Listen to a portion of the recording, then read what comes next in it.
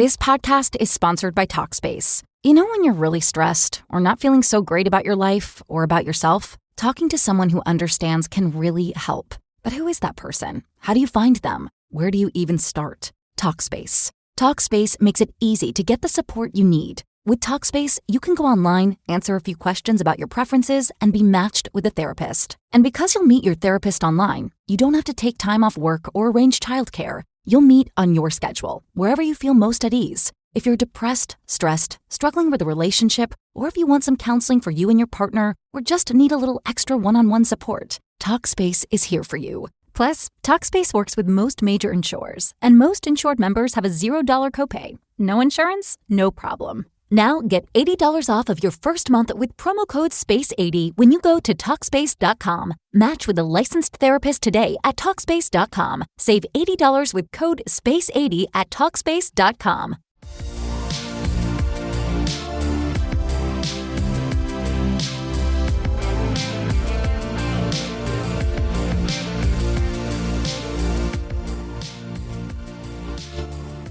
Welcome back to Hot Takes and Deep Dives, and my next guest is a prolific television and film writer, having worked on The Golden Girls, Roseanne, Gilmore Girls, and written both of the Brady Bunch movies, among so many other projects. He's the author of the new memoir, The Girls, From Golden to Gilmore, stories about all of the wonderful women I worked with, and Roseanne. You said that beautifully. I couldn't have directed you better in that. You got the job. Stan Zimmerman, and also the asterisk. Yeah. The asterisk and Roseanne is. Well, it's ... Yeah. So there was a big fight about that because I wanted Anne Roseanne on the cover, and I think my publishers were a little weary of what she might do, and I'm like, bring it on, baby. What is she gonna do? What is she gonna do exactly? So help sell more books, maybe. Have you on her podcast? I've thought about pursuing that. I would be slightly scared, but I would love to hear her side of what it was like when I was on the original Roseanne. I want to go like kind of chapter by chapter of your life. Oh my God. You better start pouring the vodka now. Yeah. The sort of the tent poles. Oh my God. A lot of tent. I want to say this. I love how you structure the book. You've kept a diary since you were a kid. And since NYU. At NYU. My modern dance teacher, what that has to do with modern dance, I have no fucking idea. But she said, I want you to keep a diary and then give it to her. So the first year we did it, and then she lost them. So somewhere in New York, my diaries from my first year in college are, fodder for people laughing, or maybe it's some, poetry in Williamsburg. But we started them again, handed them in, and she did give them back. And I've kept them ever since. And I kept them during all those TV shows. Thank the Lord I did that. So when I was putting the book together, that's the first thing I did was pull out all those journals and take out the excerpts about all the wonderful women I've worked with. I started there. And that was a lot to do right there. So that took hours and hours. It grounds the stories you're telling. So much of the emotion in the book, the fear that it's palpable because it's you as like a 21-year-old afraid you're going to get fired. And then you do get fired and not knowing if you're going to work again, and how desperate you were to get out of New York and to start your life in LA. I feel that the diary entries really propel the story forward. So it's such a great technique that's used throughout. Like, I love that. I think it was important to see ways that I've changed. When you're young, you have certain ideas, and I did, and about all the Golden Girls, each one specifically, especially Betty White, and how that has changed as I've gotten older and just in life, because I got to see very quickly jobs come and go, as you were saying. How do you pick yourself up again? And especially, that's in any business, but especially this business where you're constantly getting no. How do you create the yes and keep going and get excited?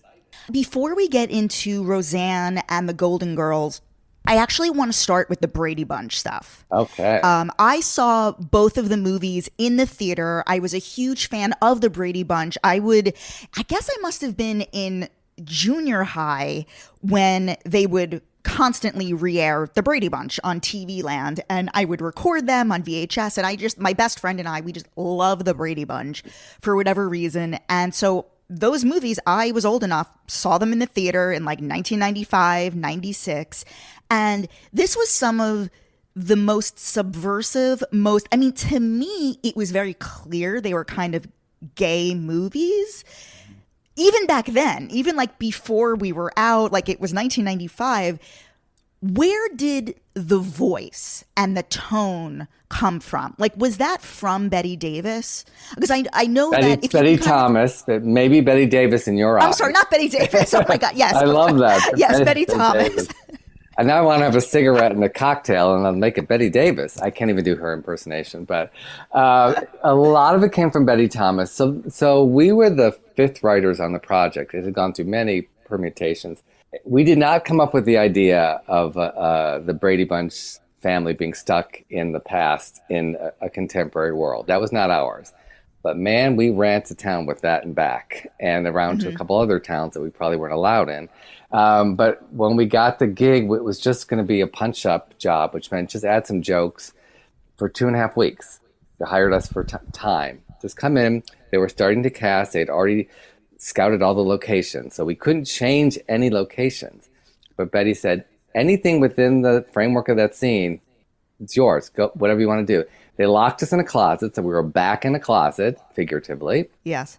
And she said, think of it in 3 ways. She says, write it for little kids that are seeing it for a new show. Write it for people like kids who haven't never seen the Brady Bunch. Bunch. Yeah, it's a kid's thing. Then for people like you and me that kind of grew up in some form watching it, and then write it for stoners. I go, I've got 2 of the 3 I can do that for. And so a lot of the jokes go over the kids' heads, and the parents are going, oh my God.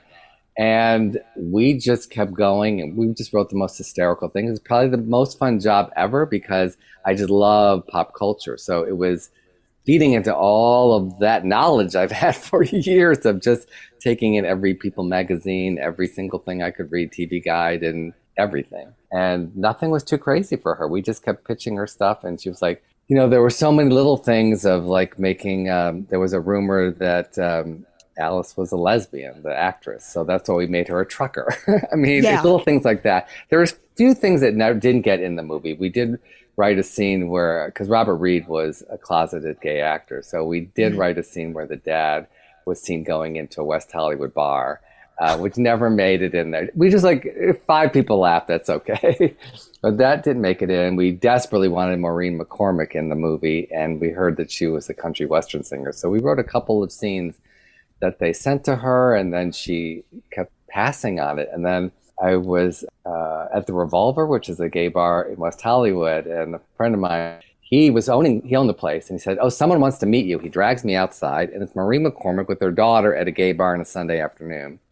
And she's like, oh my God, I love the movies. And I just wanted to choke her. And I was like, we wanted you in the movie. She goes, I never saw the scenes. I'm like, really? What? Huh? Like, wait. Why was Maureen McCormick at Revolver with her daughter on a Sunday afternoon? Because maybe it's like a soap dish moment. She wants to go out and get recognized. I don't know.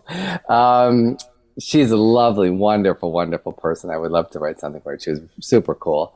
But also with the movie, when they cast Christine Taylor and Jennifer Lee Cox, I know, hands down. When we saw what they did, we were like, we have to keep writing more for them and build more into that sister jealousy. So that we would see dailies and go, no, more. And then the whole RuPaul thing, we were reading actresses like Jennifer Lewis and Shirley Ralph and people like that. And I happened to be back at the Revolver. It's a theme in my life, I guess.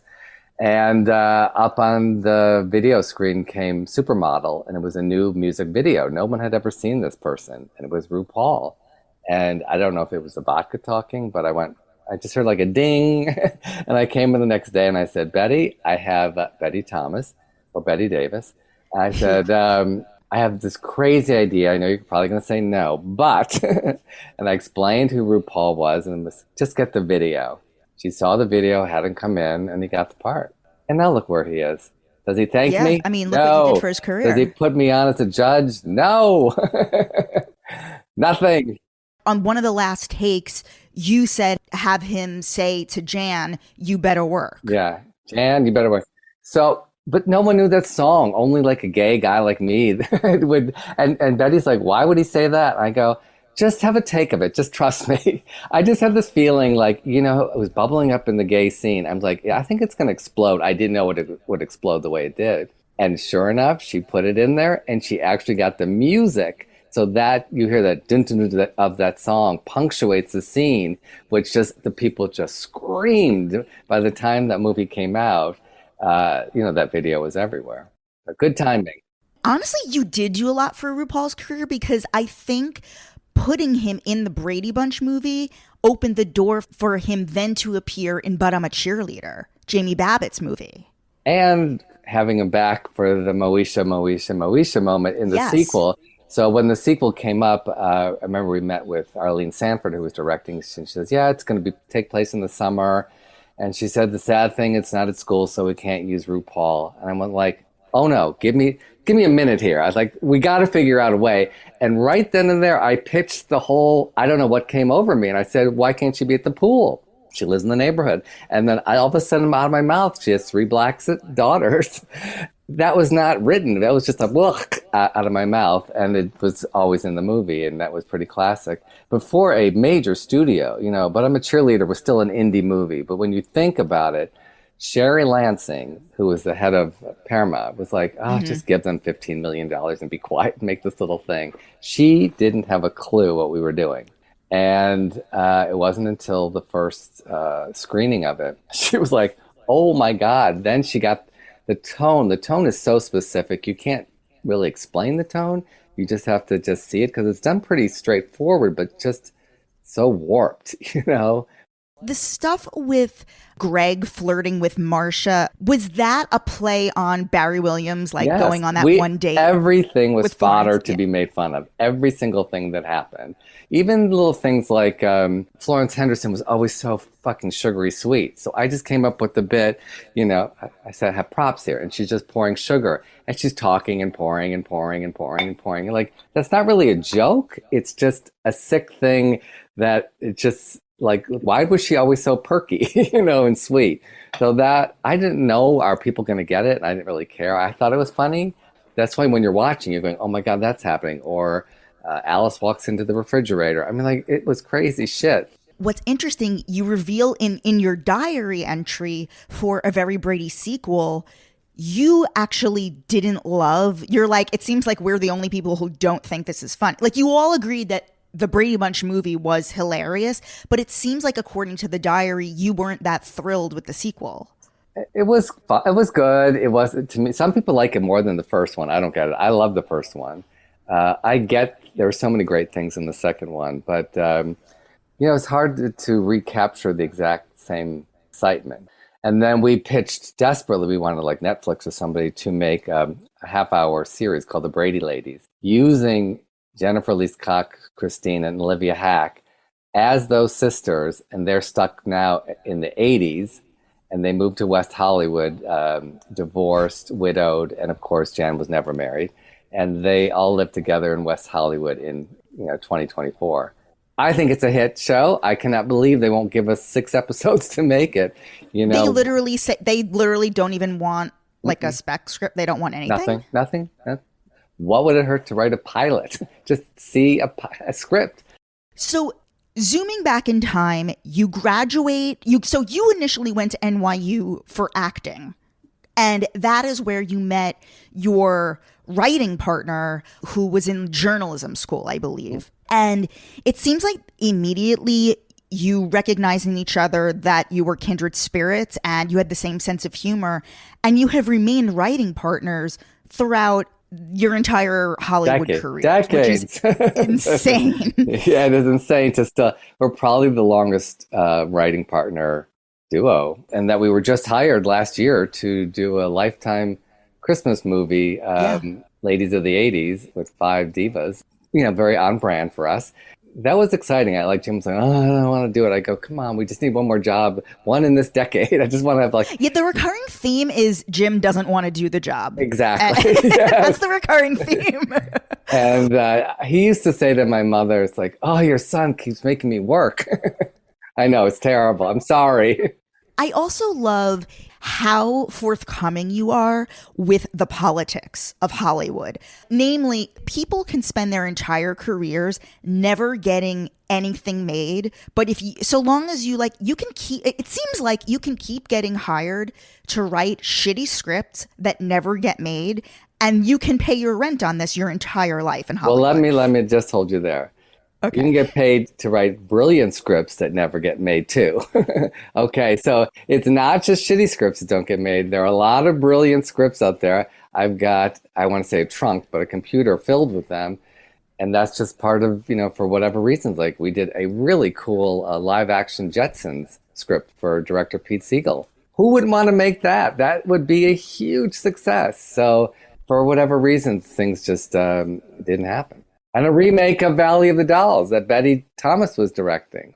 Yeah. Like we were auditioning Britney Spears and Beyonce. And I'm like hearing those people, it was my idea to bring Beyonce in for the Sharon Tate role. So we were calling it Valley of the Dolls, The Relapse. And she had a really cool concept that they were making in today's day and age, a shot-by-shot remake of Valley of the Dolls. And the women slowly started becoming the characters and they couldn't get out of it, which is so demented. I think it would have been hysterical. I mean, but we had like Brittany Murphy, Taryn Manning. I mean, we had like all the wild ladies came in and read for the Patty Duke role. So why wasn't that ever made? Again, it was 20th Century Fox going, well, who's the audience for this? It's like, women and gay men. Everyone who saw the Brady Bunch movie. Yes. And maybe some new people that would go, what the hell is this? It's about young actresses, wanting to make it in Hollywood. So we're just people that like funny, weird shit. Like, come on. It's hard to, that's why it gets so frustrating because of the politics. And the people in those jobs are, a lot of times acting out of fear. So they want something that is guaranteed going to make money. Well, nothing is guaranteed. That in life, that's just life. You just don't know. Who would have thought a show about four old ladies, we'd still be talking about it? Who would think the Brady Bunch? I mean, before then, every TV show that was made into a movie flopped. We were the first one. I think that's why they were just so shocked at the numbers it brought in as far as box office that first weekend. I mean, we made back that $15 million in the first weekend, which was just unheard of in that time. So speaking of the four old ladies, yes, this was your first huge break. Yes, as a writing team. I mean, the politics around here, I mean, your agents told you to stay in the closet and you had to stay closeted. I found this to be one of the most poignant things in the book, which was how the writer's room obviously is a very intimate grouping of people. Like you're with each other day in and day out, 5 days a week. And you got the vibe like to kind of even not even talk about what you did on the weekend. We were specifically told, stay in the closet if you want to keep your job. And then it's reinforced when you would read articles about like Gary Marshall would play basketball in between working on all of his TV shows. And I thought, I can't ever work on one of his TV shows. I don't know how to like throw the basketball in the ball, in the hoop. So yeah, and people are shocked because Golden Girls, is considered a very progressive, smart show. But it was a different time, and you just couldn't speak of it and think you could keep a job. Because you go through all the different writers' rooms that you've worked on. This one was definitely run on fear. So it seems like there's the creator of the show, and then a married couple was running the show as the executive producers. But then above them was Whit Thomas, who had done soap and all those shows. So it's very rare that non-writing producers would be running the room. So they were in there. And so everybody else and all these people that had worked with them were just living in fear of them, which we were just new at this. And like, why is no one just pitching jokes? They were literally writing them down and showing them to the person next to you. And if they said, go for it, then you would say it, which just seemed to me is not a healthy writer's room. I didn't understand that at all. So I learned from them. I could have been beaten down or just go like, fuck the business. But I was like, oh no, when we get to do it, like that's just not going to be part of it. Everybody's going to feel equal and like they're contributing and acknowledged for their contributions and not live in fear. And so you can either repeat the mistakes like with your parents, or you learn from them. I mean, the story about you and Jim going to a garage sale, this is really exemplifies the tone of the room. Well, it was the time of AIDS. We were living, it was our first job, so we were actually sharing a part of a house. And we were living in Silver Lake, and, in a room, you're talking about, oh, what'd you do this weekend? We said, oh, we went to this garage sale, and I bought a bunch of cool old vintage sweaters. And the writers in the room, their faces just like dropped, and they go, it was a sale. Silver Lake is known for mostly gay population at the time. It was a sale because the person probably died of AIDS and was getting rid of his sweaters. You've got to go home and burn them. You can't wear them. And Jim and I were like, oh, okay. And we went home. I didn't burn them because I'm afraid of fire, but we did put them in a garbage bag, probably I think 2, and threw them away. It was like during the early days of COVID, when you're washing everything down. Now it seems crazy, but at the time it was just, they didn't have information, and it was scary. Had they known we were gay, it would have been even scarier. They may not have wanted to, I don't know, sit next to us or share food. Who knows? Yeah. Because I hadn't really thought about that till just now. Like what was going through their head. I'm sure they were thinking, well, they're single. What are they? They must be gay. I mean, they weren't stupid, and they were young, mostly young people. So they. I love how later on Tom Arnold would just run around the writers' room, and be like, "You guys are gay," or like, "Where are my gays?" Where are my gay guys? And we're like, well, nowadays you could not say that. You would be sued, and I would be making a lot more money. But you couldn't say that, and I knew at that point he was kind of hiring us because we were gay. But then there were crazy things like the showrunner on that show, that story, right? That's in there when he was like, are Jim and Stan having sex in their office? And people were like, you went to Harvard, like you're a young guy. No, like gay people can be in a room together and not just have sex, Estelle Getty, I mean, she rises out of this book smelling like a rose. Wow. She really looked out for the two of you from day one, became a true friend, had your back. And I love when you tell the story of how she invited you to a dinner party and you thought it was just going to be you thought it was just going to be like 3 of you. And it's like 20 guys from Torch Song Trilogy. Yes, all the tours and the bus and truck companies and every Broadway show. And they were probably thinking the same thing, And we're like, oh, okay, I can share her, fine. We still wanted to be in her orbit because it was really special, and she took care of her gays. She was a true ally before we even knew the term ally. And then I have later, because I really would love to write a one-woman show about her, and I've kind of talked to her sons about it and have some ideas on how I would do it. So I started hearing stories, talking to her old managers and her kids, and some people that were in Torch Song Trilogy in the early days of AIDS. She would go to the hospital and bring them soup. She would make chicken soup. She thought if she could feed them back to health. She just, again, she didn't know what it was and the enormity of that disease, that it wasn't something you could just get better by having some food. And that to me is sweetness to her. But she was also opinionated, should I date this person or should I take this job? She would not be afraid to tell you her thoughts on it, which I loved. I just love that story you share from literally your first day. It seems like you're kind of around a corner and she's like, psst. And she's like, I've got your back.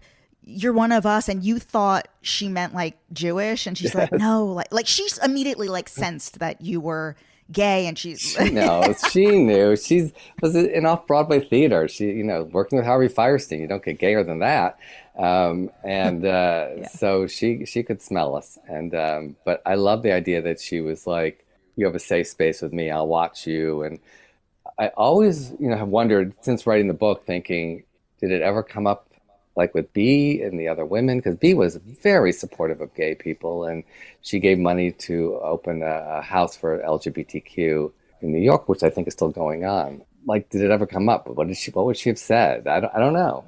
And Estelle was always at night going to different AIDS functions, because back then there were many Hollywood celebrities, especially the men, would just not go.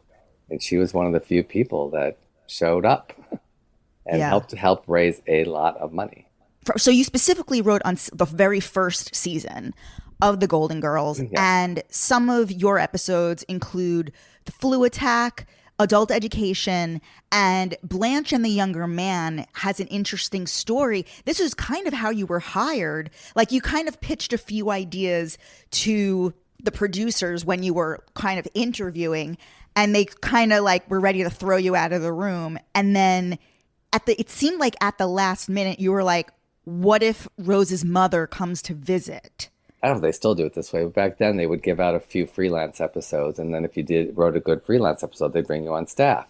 So we went in, they read our script and liked it. We went and watched the pilot, and then you come back, you pitch a bunch of episodes, and they were not liking any of them. And we were out the door. Jim was out the door. I was in the door frame, and I just turned around.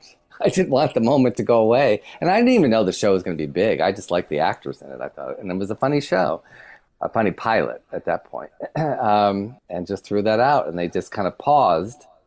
And they said, come back in. And we're like, uh-oh, what? And we sat down and we started what's called beating out the story. And then we were like walking to our cars in the parking lot. And I think we got this episode. But then there was all that pressure of, oh my God, then we have to hand it in. And we would go to the tapings every week because that's the only way we could see what they were doing with the show. And we had very quick time to turn it around. And shockingly, most of what we wrote is in the show, in that show. A lot of the lines that are now classic lines, in What Blanche Dog Years, I haven't been in a position like that since I gave birth. All those were like in the rough draft of it. And so they brought us on staff right away. And in the book, you vehemently shut down the rumors that the actors would ever ad-lib. Oh, yes. I mean, I have joined a lot of the Golden Girls and Gilmore Girls, different fan, groups online, and especially on Facebook. And so sometimes I'll, late at night, I'll be scrolling. If it's not my TikTok, it's that.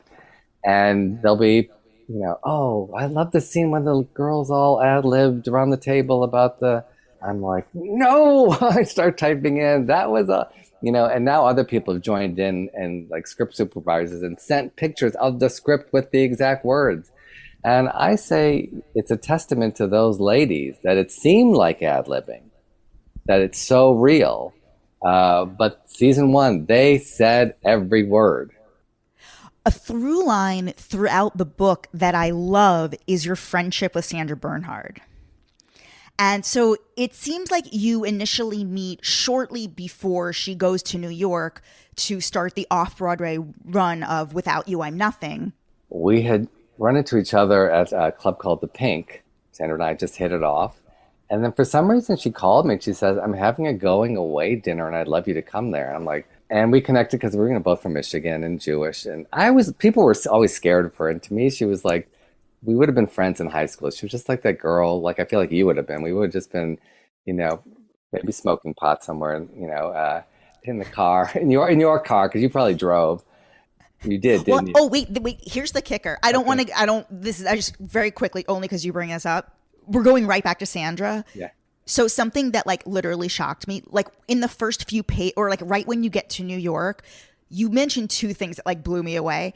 You lived in Weinstein Hall, which is where I lived my freshman year. I lived in Weinstein. And also you mention a friend from Oceanside, New York. That's where I went to high school. I grew up there. So did you know Randy Lieberman? The name like seems familiar, but it also seems like everybody's name. Yes.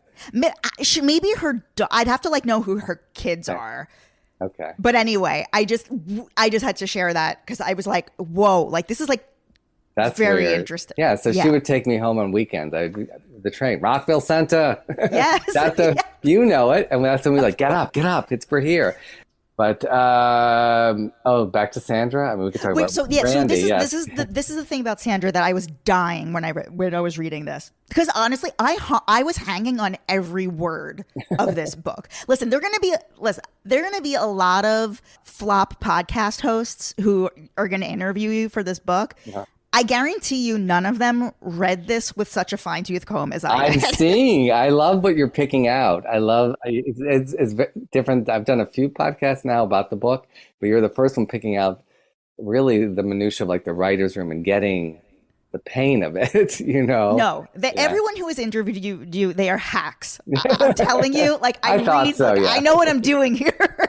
No, you do, but you also have very specific interests. So this is the thing with Sandra. So yeah. I think you're both in New York at this point. She's doing Without You, I'm Nothing on Broadway. Well, first she invites me to the dinner, and that's where I met my good friend Elaine Pope, and Paul Mooney was there. I'm like, why did she invite me? I don't know. So we started working on a pilot for Showtime called Sandra Bernhard, Trapped in a Movie of the Week. And each week she'd get trapped in a different horrible movie of the week. In the pilot where she didn't have one disease, she had like 500 diseases. So I just was like, well, I'm going to have to go to New York and spend time with you if I'm going to write for you, which was just an excuse to hang out with Sandra Bernhard. But we became friends. And so I would pick her up at the theater and I'd get there just so I could hear Little Red Corvette. And then I'd walk her home or we'd stop and have tea. And so one night you're dropping her off at the lobby of her apartment and she says, you have to come upstairs and hear a message that's on my answering machine. That's all she said. Yes. And you go, okay. So you go upstairs. Yes. Sit on her bed. Sit on her bed. It was a phone machine. She was staying at Tatiana's, who was like a famous model. One Christopher sitting on her bed. And she's going to turn the little thing on the machine because we had to go home to hear the messages back then. You couldn't call in, I think. She plays it, and it's Madonna saying, hey, Sandy, it's Madonna. Got your number, blah, blah, blah. We should hang out sometime. And then she goes, what do I do? And I said, you're going to hang out with her sometime like tonight. I'm leaving. You're getting on the phone and calling her. And she's like, really? I'm like, yes. Like, why would you not? It's Madonna. And again, the Detroit Madonna thing, like I probably, if I had ended up going to U of M, been at college with her, I think. And then that whole relationship came about. And so is it true, do you want to break your silence that you're not only responsible for RuPaul's career, but you're also responsible for the Sandra and Madonna legendary I would friendship? love to take credit for that, but she would have called her anyway. But, you know, like when you're with a friend, you just needed a little like urging. You're like, go do it. You know, don't waste your time with me. Immediately call her. But then you're right, years later, you were I think at this point you're back in LA, you're just like dancing at some place, and all of a sudden Madonna comes in with Warren Beatty. She's now with Warren Beatty, and suddenly the three of you, Madonna and Sandra, are alone in the bathroom. The women's bathroom. How did that happen?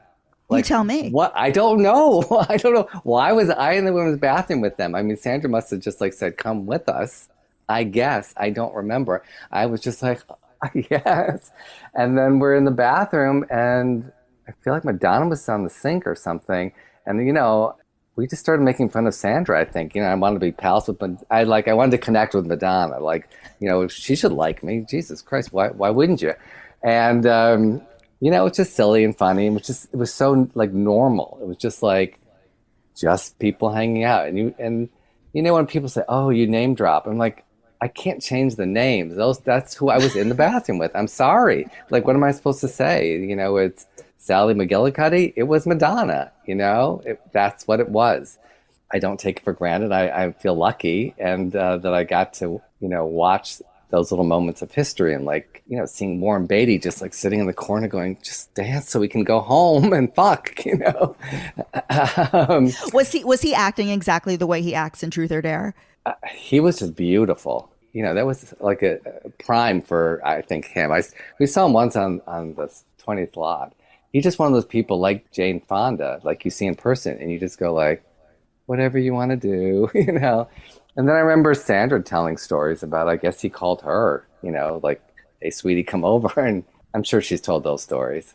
Well, she definitely tells stories about... He didn't go. Yeah, that she was friendly with him and friendly with Sean Penn. Yeah, well, I told that story. We went to the David Mamet place, Speed the Plow, and that Sandra was like, can you drive me home? It's out of the way, but yeah, sure. So connecting your friendship further, you would work with Sandra for real on Roseanne. And I thought it was interesting how, so again, another environment run, that wasn't really run on fear so much as complete toxicity and chaos. And fear. The cast was afraid of her. Like when I would go down to set and be like, oh, I'm going to go see Sandra. Sandra's here today. She's in the episode this week. the actors were afraid to talk to us. Laurie Metcalf was afraid because I went up and I'd seen her off-Broadway show Balm and Gilead, and I was just like, oh my God, it was the best thing I've ever seen. And I went back like 4 or 5 times. I brought Jim back. I would bring other actor friends. And like, you've got to see this actress. She had like a 4 or 5 page monologue. So yeah, I think that the fear there was because Lacey, who played the oldest daughter, the original Becky, Lacey, was she fired because she started, what was it? She started dating somebody? One of the crew members, yeah. Or a writer or somebody, but somebody like on the other side, like there were sides. I think she just looked at it, everyone was against her, like, and who would be like telling stories out of school or talking to them, like very paranoid space for her. So I don't know if it was something that happened in the first couple of years. And you had a front row seat to the Tom Arnold relationship blowing up. Oh my God. Roseanne found out that Tom was sleeping with their head of development, this younger woman.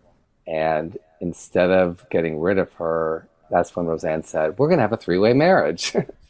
And we're all going, what the hell? What? But then she kicked Tom out, and they were so fucking rich that he had an apartment on the Wilshire corridor. And so he was still running the company. And he's like, where are my gay guys? You're rewriting Sandra's pilot. And we were rewriting it up at his condo. And he just like wanted to go back to Roseanne, and she was not having him. And we were rewriting that and doing some other stuff for him. And really got to know him a little bit. And he's actually a cool guy, and he kept that show going. I mean, he had a lot of energy, and he it takes somebody really, that would go into the trenches with us. And you have to always be not only editing and thinking about the current episode, but the next ones and the whole season. And then he picked up our option, called our agent, said, I want, my gay guys back next year. And then Roseanne not only gets divorced with him, but fires him. And she's like, I don't want anybody that he picked up, like, that he touched. And I was like, sorry, you called our agent. You owe us, pay us out. And Jim was like, did not like being in that whole toxic environment. Before you left, you did write one of the most iconic episodes of Roseanne, which is the lesbian kiss episode. Yes. Which it's embarrassing. By the way, it's embarrassing that it's known as, quote, the lesbian kiss episode. It leaves a bad taste in my mouth. Yeah, there were a lot of things. I mean, I don't love that Roseanne wipes the kiss off at the end of the scene. Like, I really fought to get that cut, and they were just like, they didn't care what I had to say. I felt that negated everything, but it was still so monumental as far as gay history on television. Sometimes it gets ignored, but I don't think there would have been an Ellen so quickly or a Will and Grace had that happened on the show. And also that Roseanne had Martin Mull on, who was gay, and Sandra Bernhard and Morgan Fairchild. If we really look at the character of Nancy, like having Sandra Bernhard there, and the character of Nancy was just matter-of-factly bisexual. Like, it was never really it wasn't exploited in any way. And I found that was what was so cool. That's maybe the coolest part of Sandra's legacy in a way, is that she played this character where there was no political fanfare around it. Mm-hmm. And so it was so innately Sandra, playing it really laid back. I feel like Jackie was supposed to be a lesbian. So, Roseanne's real sister was. So yes. That character was based on her sister. So I just think it was too ahead of its time at that point to make Jackie a lesbian. And then things just, Laurie Metcalf went in a different direction. So I think they were looking for a way to bring something like that on. And God bless Roseanne for really saying, I want that to be part of my show. And then to pick Sandra, of all people. And then to pick Morgan Fairchild. I mean, what an interesting choice that was. I thought it was interesting how you said how the storyline came about because you were something you had learned on the Golden Girls was you had to challenge the main character. And so this was challenging the main character in the sense that she was so liberal, the family was so liberal. How would they react when confronted with something like that? Like that, which seems so minor. But I mean, you would have thought like that television would have exploded across America if that had gone on. And people, I remember the next morning, I woke up and looked outside. Nope, everybody's still, going about their day, and it was okay, And I think that's one of the things we proved, and it actually drew a bigger audience. So thank you for that.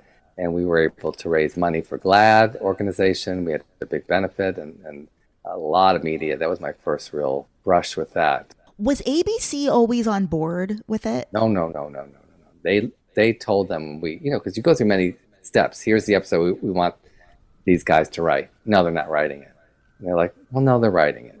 And then they read it. It's like, well, you can't film that. It's like Tom and Roseanne go, no, we're filming it. They go, no, you're not. Yes, we are. So that battle went back and forth, and that's when it became a national headline.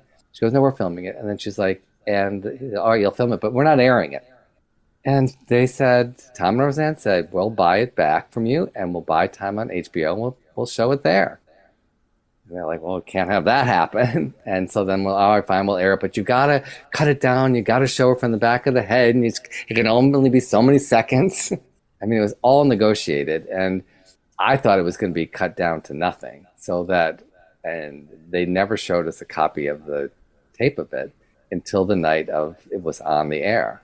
And we were literally in a room of this place called the Backlot at Studio One, like the biggest dance club arena. And we invited hundreds of people and news media, and all of gay Hollywood was there. And when they kissed, it was just like, yes, we did it. We did it. We broke the dam, and that was a big defining moment, I think. You specifically wrote all of the Darlene and David stuff and the Darlene and Roseanne bedroom scenes, right? Most of the Darlene, Roseanne stuff we would write with Amy Sherman Palladino and Lois Bromfield. Do you know her? She's yeah. And Amy Sherman would pick me and Jim and Roseanne, because there were 21 writers on Roseanne. So we'd break up into groups, and she's like, I want those three. And we would go off and write these really cool Darlene, Roseanne scenes. The Darlene, Roseanne scenes in the bedroom were often like the heart of the show. And the stuff with David and Darlene, that was always my favorite stuff. But they always talked about the bedroom scenes at the end with John and Roseanne. And they explained to us that Roseanne could say anything outrageous, but the fact that John was in bed with her and he loved her at the end, it allowed us all to that's just Roseanne, because he loved her, we loved her, and she could say just about anything. And I just loved her point of view. It was so wrong and dark, but it was right on. It was just, you just hadn't seen anybody talk like that. So you reconnect with Amy Sherman Palladino on Gilmore Girls. I guess I want to hear how that room differed from Roseanne. And also, if you can tell the story of how she kind of summons you to the Chateau Marmont and is going to hold you hostage watching Gilmore Girls episodes for the weekend. Well, she was like, she plied us with, I'll give you martinis. And I'm like, well, she had me at the Chateau Marmont. What a beautiful hotel that is, and the history of it. Who wouldn't go? And that's when she pitched that me and Jim joined the staff of Gilmore Girls, because she wanted friends around, and she had gone through a lot of writers that just didn't get her or her style. And we were in development and making a nice living and loved developing our own shows. But we said, well, let's look at the shows. And, you watch, I'd seen the pilot, but, I just fell in love with the show and the characters. And I said, to Jim, no, we should do it. It'd be really good for us to be back on staff. So we agreed to do it, and that's when these boxes from Warner Brothers arrived at my house. And one weekend, I just had to sit there and eat and watch 4 seasons of Gilmore Girls before we started work on Monday. And it was a chore, but with each episode, I get more hooked. And the writing is so beautiful, and the acting is so exquisite. The season you came on was putting relationships together and then pulling them apart and then putting them together. I'm a fan of other I love Queer as Folk, the Showtime Queer as Folk and the L Word. Those shows are built on putting people together, breaking them up, having them come back together, and then how do they navigate as friends? And so, or even Felicity is like that. And I'm a huge Felicity fan. Well, even the first year of Dawson's Creek, I was obsessed with it. I thought that was such a good show. And just when she would come in through the window, it was so interesting. It was It wasn't like normal shows. I mean, I love things like 30 something and St. Elsewhere. I thought My So-Called Life. I love that style of Yeah. show. I wasn't into, the cops and the killings and all of that. I like more people's stories, and I love things that make you laugh and cry. Like St. Elsewhere was so funny, but yet it was really interesting and sharp and dramatic. And like L.A. Law, I wasn't, or Hill Street Blues, I couldn't care less about. But I just like more human stories, I guess. And Yeah. but when you think of, yes, there's the three women in Gilmore Girls, but like Edward Herman, the dad, was just so strong and so interesting. And then Luke's a whole story, but then all the men in Rory's life. You wrote the Pulp Fiction episode, Yes. and you had a hand, I think, in where Logan is first introduced, Rory's new boyfriend, and I think you helped cast one of the guys. Like, Well, you chose I the just blonde. came into the room after seeing gorgeous Matt Zuckery, and yes, he's my type, but it was like that blonde. I just was like, he's so perfect for Alexis. And even when I direct, I like colors of costumes and things. I felt there were two guys sitting out there, and I saw him with Rory. He just felt like old money and very different, than the other guys in Rory's life. So I do take credit for that in a joking way, obviously. For one of the very first things we talked about was the Brady Bunch movies. Paul Rudnick experienced the same thing, how you can completely rewrite a movie. Like, he rewrote The First Wives Club. What is the rule? If it goes through X number of writers, Yes. even if you rewrite every single line, you will not be credited? Now you're going to get me mad. So it's such a stupid rule. So the rules from the Writers Guild of America, they're afraid they're protecting the original writers. You can only have technically four groups of writers. So like Brady Bunch, we were the fifth. And even though Paramount and the producers petitioned for us to have the writing credit, we did not get it. So in the Writers Guild rules, you have to change the structure. And again, because we came on so late, we couldn't change the structure. But Betty said you could change any words within there. So we changed everything within the scene. It happened to be in the girls' bedroom. So we came up with the socks in the drawers and the knocking the thing out. Like, all that is ours. The dreams, all of that didn't matter. So it was very frustrating. In the old days of movies, you would get credit, like it'd say at the end of the movie, additional dialogue by. Yeah. That seems fair. But to have no credit at all, the only people that knew we wrote on the first one was my mother, but also people in the business knew, and that got us every interview and job. But I lost so much money in residuals because our name wasn't on there. Mm-hmm. And I don't want to take anything away from other writers. I just want what's fair. We should have been a part of that pie.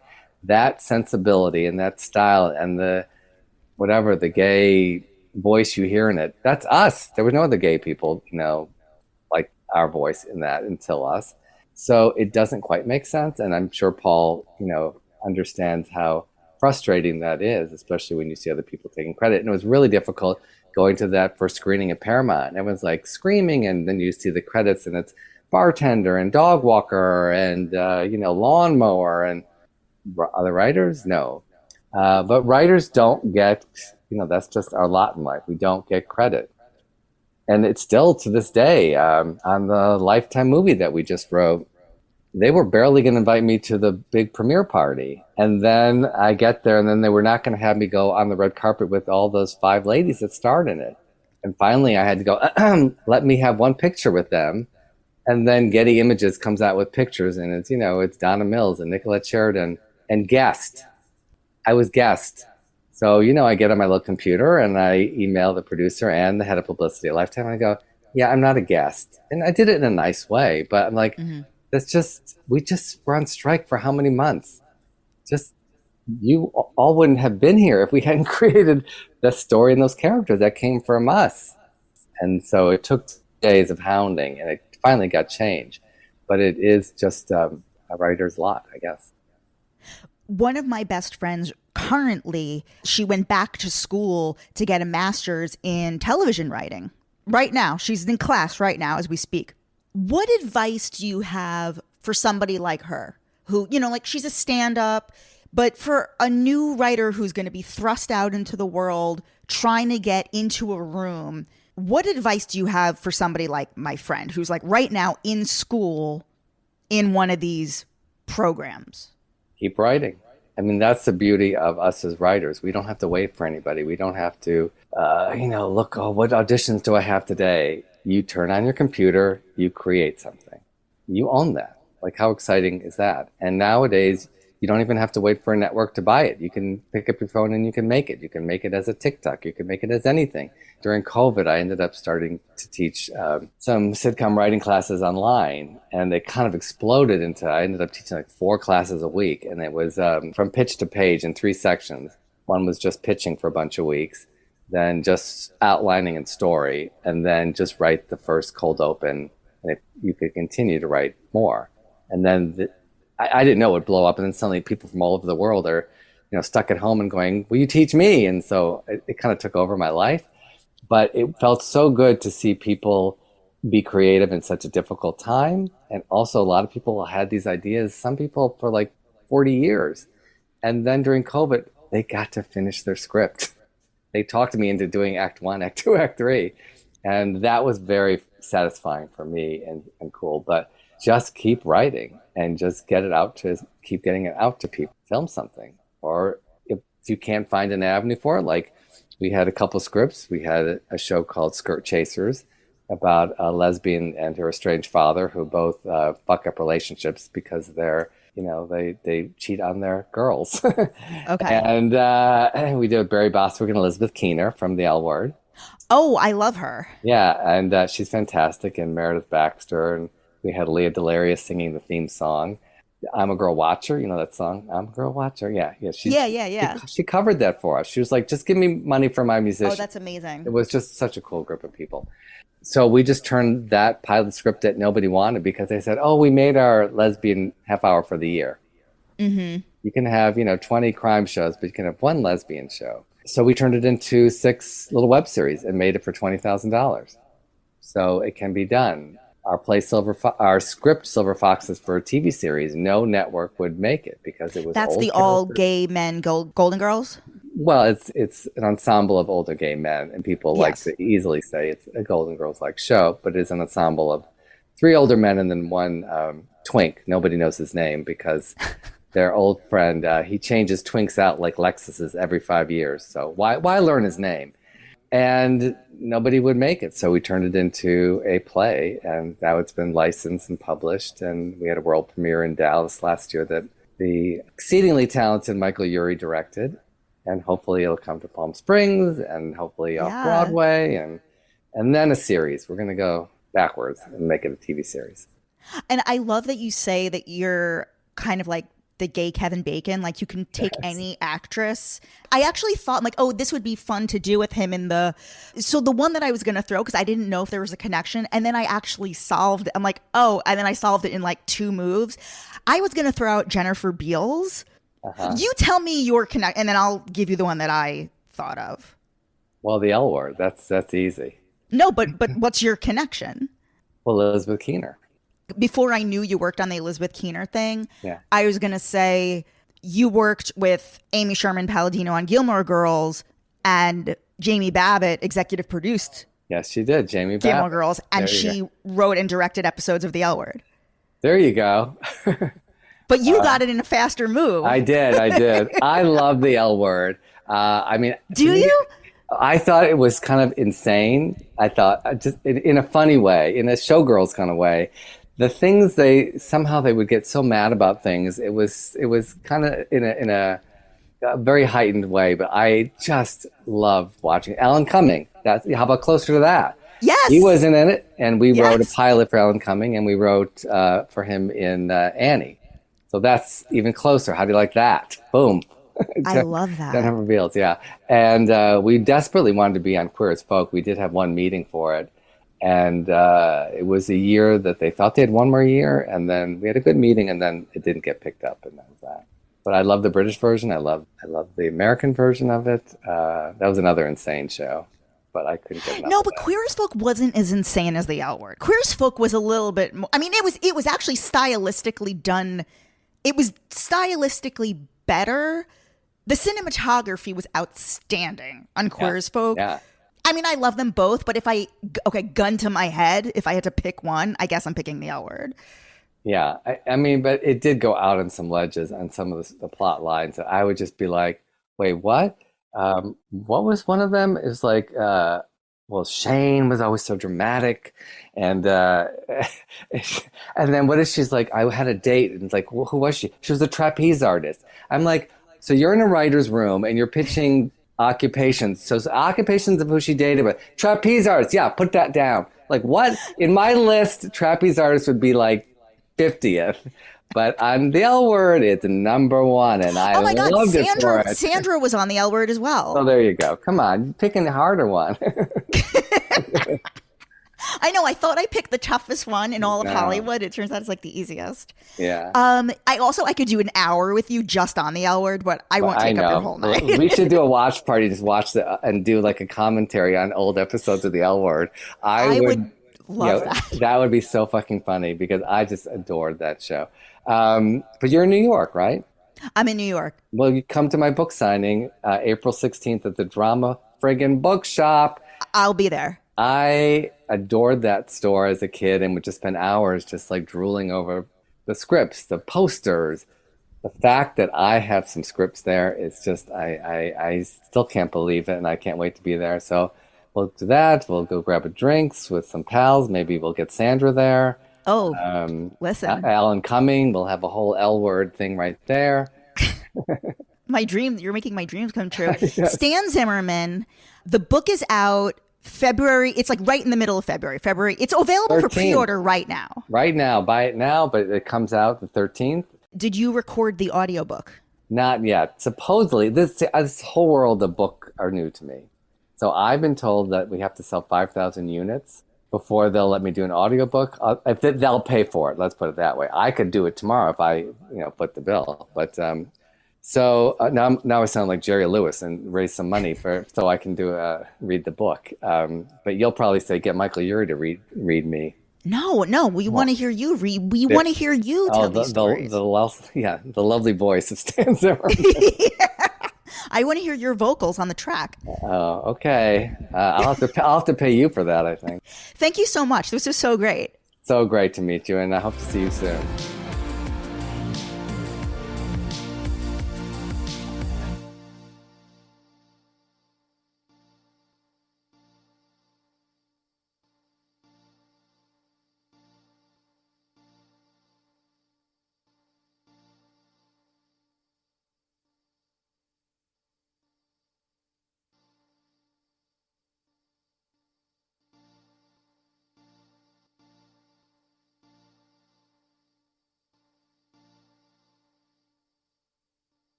This podcast is sponsored by Talkspace. You know when you're really stressed or not feeling so great about your life or about yourself? Talking to someone who understands can really help. But who is that person? How do you find them? Where do you even start? Talkspace. Talkspace makes it easy to get the support you need. With Talkspace, you can go online, answer a few questions about your preferences, and be matched with a therapist. And because you'll meet your therapist online, you don't have to take time off work or arrange childcare. You'll meet on your schedule, wherever you feel most at ease. If you're depressed, stressed, struggling with a relationship, or if you want some counseling for you and your partner, or just need a little extra one-on-one support, Talkspace is here for you. Plus, Talkspace works with most major insurers, and most insured members have a $0 copay. No insurance? No problem. Now get $80 off of your first month with promo code SPACE80 when you go to Talkspace.com. Match with a licensed therapist today at Talkspace.com. Save $80 with code SPACE80 at Talkspace.com. So, that girl I met on eHarmony. Yeah. We're out to dinner last night, and like a klutz, I tipped my drink all over myself. Oh, no. And it's all down my shirt. A horrible stain. So embarrassing. And you'll never guess. What? She smiles, picks up her drink, spills it all over her top. So now we're... No way. Amazing, right? At eHarmony, you'll find someone you can be yourself with. Get who gets you on eHarmony. Sign up for eHarmony today. Marketing is hard. But I'll tell you a little secret. It doesn't have to be. Let me point something out. You're listening to a podcast right now, and it's great. You love the host. You seek it out and download it. You listen to it while driving, working out, cooking, even going to the bathroom. Podcasts are a pretty close companion. And this is a podcast ad. Did I get your attention?